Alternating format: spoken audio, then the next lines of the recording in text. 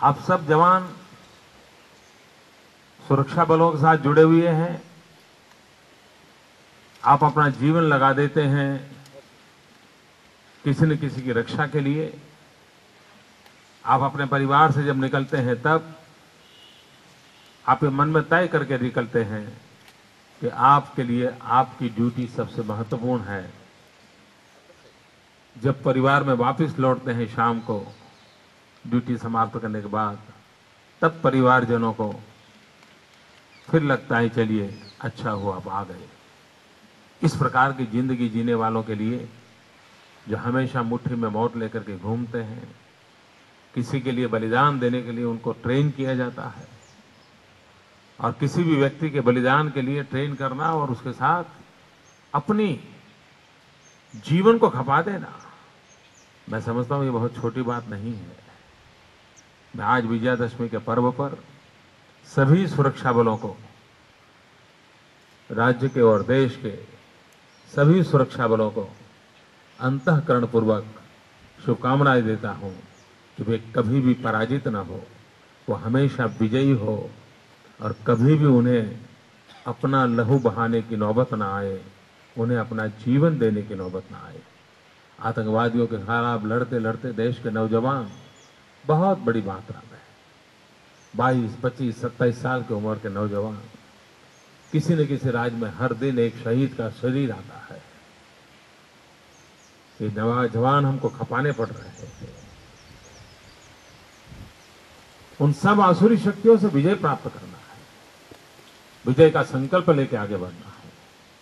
और मुझे विश्वास है कि आज शस्त्र पूजन के बाद आप भी एक नए संकल्प, नए विश्वास के साथ यम नियमों का पालन करते हुए अपने जीवन को आगे बढ़ाएंगे।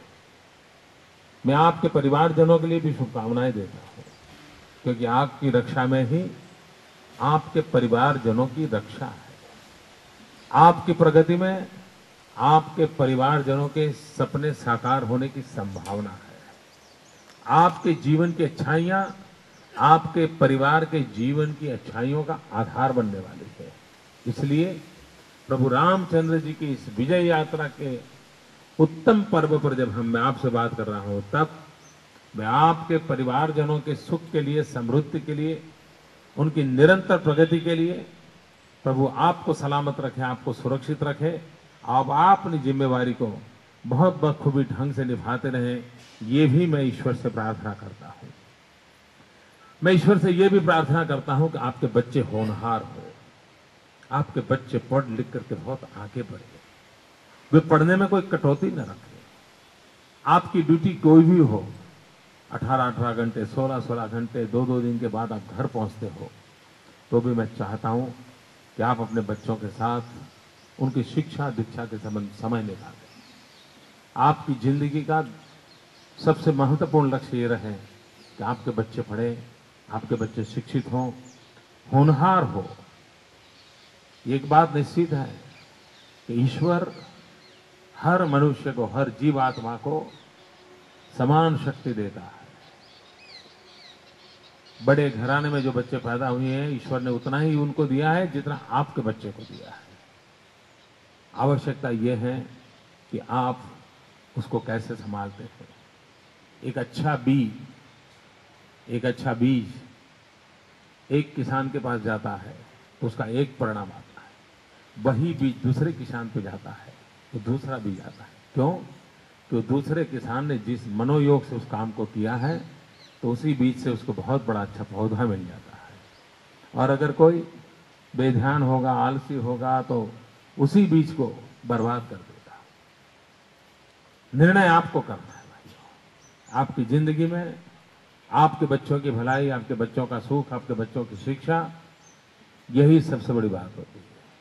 मैं जानता हूं आप लोगों की ड्यूटी ऐसी होती है कि आपके चेहरे पर हमेशा तनाव रहता है, आपके लिए हंसना बड़ा मुश्किल होता है।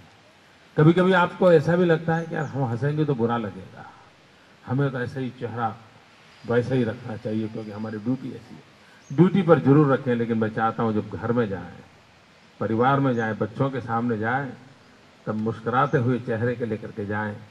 बच्चे का मन कर जाए अब दौड़ करके आपकी गोद में बैठने का, आप देखिए जिंदगी कितनी बदल जाएगी। तो भाइयों बहनों, आप तो मेरे परिवारजन हैं। मैं अपने परिवारजनों के साथ ये विजयदशमी का पर्व मनाता हूँ। मैं साल में कोई और कार्यक्रम नहीं करता हूँ। अपना निजी कार्यक्रम सिर्फ यही करता हूँ और वो आपके लोगों के साथ करता हूँ। आप ही मेरे परिवारजन हैं। आपका सुख, आपके परिवार का सुख, आपके जीवन की प्रगति, इसके लिए प्रभु रामचंद्र जी के चरणों में प्रणाम करते हुए, दैवी शक्ति के चरणों में प्रणाम करते हुए, माँ शक्ति के चरणों में प्रणाम करते हुए, नवरात्रि की पूरी आराधना आपके सुख और सामर्थ्य के लिए समर्पित करते हुए मैं अपनी वाणी को विराम देता हूँ। आप सबको विजयादशमी की बहुत बहुत शुभकामनाएं। धन्यवाद।